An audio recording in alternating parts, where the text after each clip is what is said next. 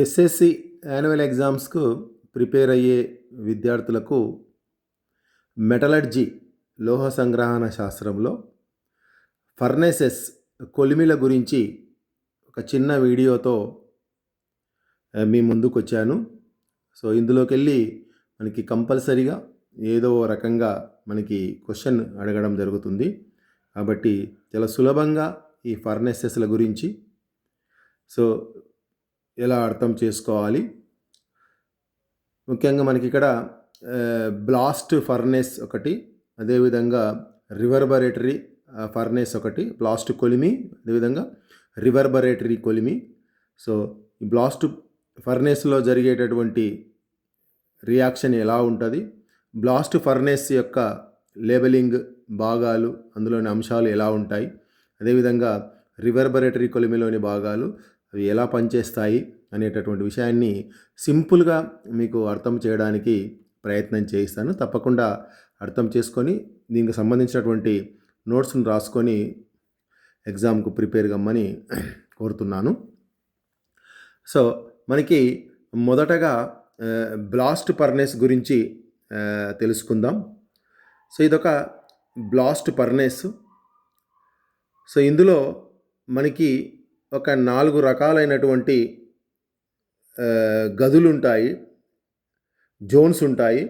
అందులో ఒకటి reduction zone, క్షయకరణానికి సంబంధించినటువంటి మండలం, అదేవిధంగా ఉష్ణ శోధక మండలం హీట్ అబ్జర్వేషన్ జోన్, అదేవిధంగా ఫ్యూజన్ ద్రవీకరణ మండలం, అదేవిధంగా కింద కంబన్షన్ దహన మండలం అనేటువంటిది 4 మండలాలు ఒకే ఫర్నేస్లో కొలిమి లోపల ఉండడం జరుగుతుంది.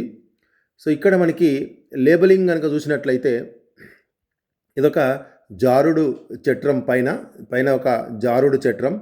సో మనకి ఓర్ను ధాతువును ఇక్కడికి వెళ్ళి తీసుకొచ్చి ట్రక్కులలో ట్రైన్స్లో తీసుకొచ్చి దీనిపైనుండి ఇందులోకి పోయడం జరుగుతుంది. సో అదొకటి ఇక్కడ జారుడు చట్రం అనేది ఉంటుంది.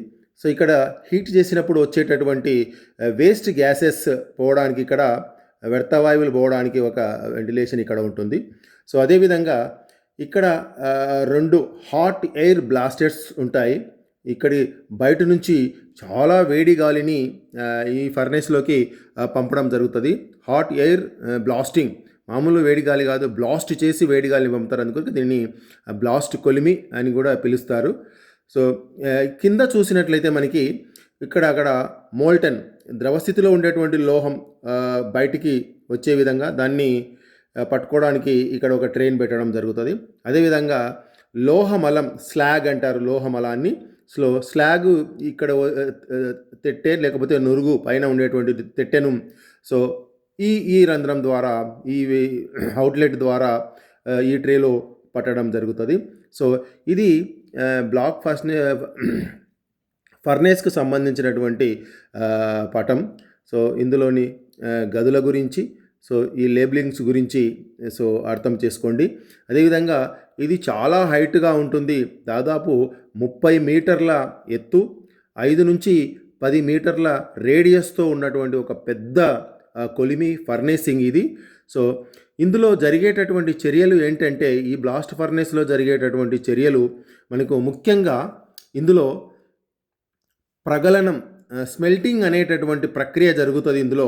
సో బ్లాస్ట్ కొలిమిలో జరిగేటటువంటి ప్రక్రియ ప్రగలనం, స్మెల్టింగ్ అంటారు. సో ఈ స్మెల్టింగ్ అనేది, ప్రగలనం అనేది ఒక ఉష్ణ రసాయన ప్రక్రియ, పైరోకెమికల్ ప్రాసెస్ జరుగుతుంది ఇందులో. పైరో అంటే ఇక్కడ హీట్, సో ఉష్ణం, సో ఉష్ణానికి సంబంధించినటువంటి ఒక రసాయన ప్రక్రియ ఈ ఫర్నేస్ లోపల, ఈ కొలిమి లోపల జరుగుతుంది.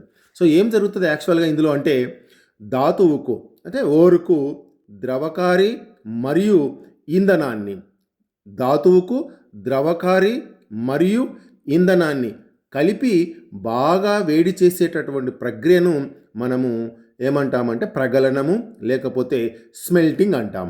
సో ధాతువుకు మనం లోహాన్ని వేరు చేసేటటువంటి ధాతువు ఏదైతే ఏదైతే ఉందో ఓరుకు, అదేవిధంగా ద్రవకారి ఫ్లక్స్ను మరియు ఇంధనాన్ని కలిపి బాగా వేడి చేసేటటువంటి ప్రక్రియను మనం ప్రగలనం, స్మెల్టింగ్ అని పిలుస్తాం, స్మెల్టింగ్ అని అంటాం. అప్పుడు చూడండి, ఓర్ అంటే ధాతువు, దానికి ఫ్లక్స్ ప్లస్ ఫ్యూయల్. సో దీన్ని హై టెంపరేచర్, చాలా అధిక ఉష్ణోగ్రత వద్ద వేడి చేసేటటువంటి ఈ ప్రక్రియ, అందుకు దీన్ని పైరోకెమికల్ ప్రాసెస్ అంటారు. సో మెల్టింగ్ను పైరోకెమికల్ ప్రాసెస్గా పిలుస్తారు. ఇక్కడ చూసినట్లయితే ఈ హీటింగ్ వేరియేషన్ ఎట్లా ఉందో చూడండి. పైన 200 డిగ్రీ సెంటీగ్రేడ్, సో కిందికి వచ్చే కొద్దీ 700 డిగ్రీ సెంటీగ్రేడ్. ఇక్కడ ఫ్యూజన్లో 1200 డిగ్రీ సెంటీగ్రేడ్. ఇక్కడ ఎయిర్ బ్లాస్ట్ అయ్యే దగ్గర దాదాపుగా 2000 డిగ్రీ సెంటీగ్రేడ్ను బయట నుంచి టెంపరేచర్ను, వేడి గాలిని లోపలికి పంపించడం జరుగుతుంది. సో ఇక్కడ హెమటైట్ అనే ధాతువు విషయం లోపల మన హెమటైట్ను ఏ విధంగా, అందులోపల ఉండేటువంటి ఐరన్ లోహాన్ని మనం ఏ విధంగా నిష్కర్షిస్తాము, ఏ విధంగా సంగ్రహిస్తామో ఇక్కడ ఒకసారి చూసినట్లయితే, హెమటైట్ ధాతువు విషయం లోపల ఇక్కడ కోక్ను అంటే కోక్ అంటే ఇక్కడ కార్బన్ను ఇంధనంగా వాడతాం, ఫ్యూయల్గా వాడతాం. అదేవిధంగా కాల్షియం కార్బోనేట్, సున్నపు రాయిని ఫ్లక్స్గా అంటే ద్రవకారిగా వాడతాం. హెమటైట్ ధాతువు నుండి మనము ఐరన్ ఫెర్రస్ను సంగ్రహించేటటువంటి విషయం లోపల కోక్ను ఇంధనంగా కాల్షియం కార్బోనేట్, సున్నపు రాయిని ఫ్లక్స్గా వాడడం జరుగుతుంది. అయితే ఈ బ్లాక్ ఫర్నెస్లో జరిగేటటువంటి రసాయన చర్యలు మనకు టెక్స్ట్ బుక్లో కూడా ఇవ్వడం జరిగింది వరుసగా. అయితే వాటిని 2 రకాలుగా మనము విడగొట్టుకుందాం. ఒకటి ఫ్యూయల్ ప్లస్ మెటల్ తోటి రియాక్షన్లో పార్టిసిపేషన్ అవుతుంది. అదేవిధంగా ఫ్లక్స్ ద్రవకారి గ్యాంగ్తో రియాక్షన్లో పాల్గొంటుంది. ఇక్కడ గ్యాంగ్ అంటే మనకు ధాతువు లోపల ఉండేటటువంటి మలినాలను మనం ఏమంటామంటే గ్యాంగ్ అని పిలుస్తాం, గ్యాంగ్. సో ఇక్కడ చూద్దాం. సో ఫ్యూయల్ను ఇక్కడ మనకి కోక్ను తీసుకున్నాం. ఫ్యూయల్గా ఏం తీసుకున్నామంటే కార్బన్ను మనం ఇక్కడ ఫ్యూయల్గా తీసుకున్నాం. So carbon plus oxygen. So కార్బన్ను మనకు ఆక్సిజన్ సమక్షంలో మండించినాం. మనకి ఇక్కడ కార్బన్ మొనాక్సైడ్ వచ్చింది. మామూలుగా అయితే కార్బన్ను ఆక్సిజన్తో మండిస్తే కార్బన్ డయాక్సైడ్ వస్తుంది. కానీ ఇక్కడ మనం చేసేటటువంటిది ఈ బ్లాస్ట్ ఫర్నెస్లో హై టెంపరేచర్ తీసుకుంటాం, బాగా అధిక ఉష్ణోగ్రత తీసుకుంటాం. కాబట్టి అప్పుడు ఏమవుతుందంటే అది కార్బన్ మొనాక్సైడ్గా మారుతుంది. ఇది కోక్. ఈ కోక్ను హెమటైట్ ధాతువుతోటి, మెటల్ తోటి మనకు కావాల్సినటువంటి ఈ మెటల్ కోసం హెమటైట్ ధాతువుతోటి కోక్ను రియాక్షన్ చేసినట్లయితే Fe2O3 + CO that is equal to FeCO2 carbon dioxide release అవుతుంది. సో ఇక్కడ మనకి బ్యాలెన్సింగ్ చేసుకున్నట్లయితే ఇక్కడ 3CO, ఇక్కడ Fe2 2Fe, ఇక్కడ 3CO2. సో ఇది మనకు కావాల్సినటువంటి ఫెర్రస్ ఇక్కడ ద్రవకారి మాల్టన్ రూపం లోపల మనకి కింద ఫర్నేస్లో లాస్ట్లో మనకి వేరు చేయబడుతుంది. ఇది ఒక రకమైనటువంటి రియాక్షన్. అందులో జరిగేటటువంటి ఇంకొక రియాక్షన్ ఏంటంటే ఫ్లక్స్కు గ్యాంగ్ కలుపుతున్నాం.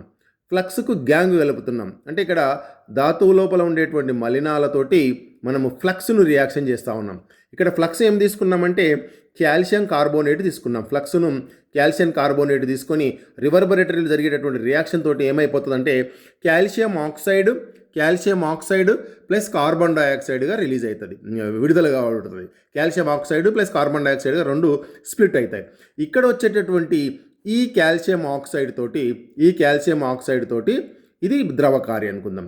ఈ ద్రవకారితోటి ఇప్పుడు మనకి గ్యాంగ్, ఈ సిలికాన్ డయాక్సైడ్ గ్యాంగ్ అంటే ఇక్కడ ఏంటంటే సిలికాన్ డయాక్సైడ్ను మనం గ్యాంగ్ అంటాం. అంటే హెమటైట్ ధాతువుతో పాటుగా అందులోపల ఉన్నటువంటి మలినాలలో అతి ముఖ్యమైనటువంటిది సిలికాన్ డయాక్సైడ్. సో ఈ గ్యాంగ్ ప్లస్ ఈ ఫ్లక్స్ 2 కలిసి కాల్షియం CaSiO3 కాల్షియం సిలికేట్ రూపం లోపల దీన్నే మనం స్లాగ్, తెట్టె అంటాం. తెట్టను మనము లెఫ్ట్ సైడ్ ఉండేటటువంటి అవుట్లెట్ ద్వారా మనం స్లాగ్ను ఒకవైపు, అదేవిధంగా ఫెర్రస్ను ఒకవైపు మనము ట్రేల లోపల పట్టుకోవడం జరుగుతుంది. ఈ విధంగా బ్లాస్ట్ ఫర్నెస్ ఏ విధంగా ఉంటుంది, అందులోపల భాగాలేంటి, ఎన్ని రకాలైనటువంటి జోన్స్ ఉంటాయి, ఏ జోన్లో ఎంత టెంపరేచర్ తోటి రియాక్షన్స్ జరుగుతుంది, అందులోపల ఉండేటటువంటి 2 రకాల రియాక్షన్స్ను మనము ఇక్కడ తెలుసుకోవడం జరిగింది.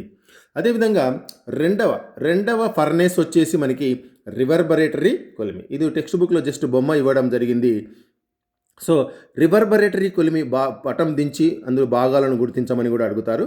సో ఇది కూడా ఒక ఉష్ణ ప్రక్రియకు సంబంధించినటువంటి ఒక ఫర్నేసే. ఇందులోపల వేడికి సంబంధించినటువంటి రియాక్షన్ జరిగేటటువంటి ఫర్నేసే ఇది కూడా. సో దీన్ని రివర్బరేటరీ ఫర్నేస్ అంటారు. ఇందులో 3 భాగాలు ఉంటాయి. ఒకటి అగ్గిగది, ఒకటి హెర్త్ అంటే ఇక్కడ ఓర్ను ఉంచేటటువంటి ప్లేస్ను మనం హెర్త్ అంటాం. ఇంకొకటి చిమ్ని, ఈ వేడి గాలిలు వేడి వాయువులన్నీ కూడా బయటికి వెళ్ళడానికి బయట మనం పైన చిమ్ని పెట్టుకోవడం జరుగుతుంది.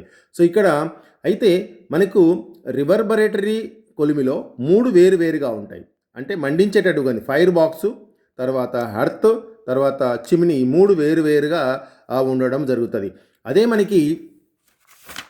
మనకి ఈ బ్లాస్ట్ ఫర్నేస్లో అన్నీ ఒకటే దగ్గర ఉండడం జరుగుతుంది. దానికి దీనికి తేడా ఇది. సో కాబట్టి విద్యార్థులారా, సో ఈ ఫర్నేస్కి సంబంధించినటువంటి పటాలను ప్రాక్టీస్ చేయండి.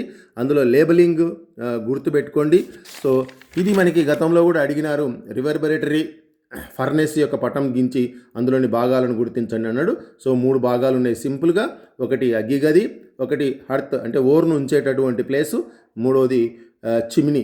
సో వీటి ద్వారా బయటికి పోయేటటువంటిది వేడి గాలి వ్యర్థ వాయువులన్నీ కూడా బయటికి పోయే విధంగా ఉంటాయి.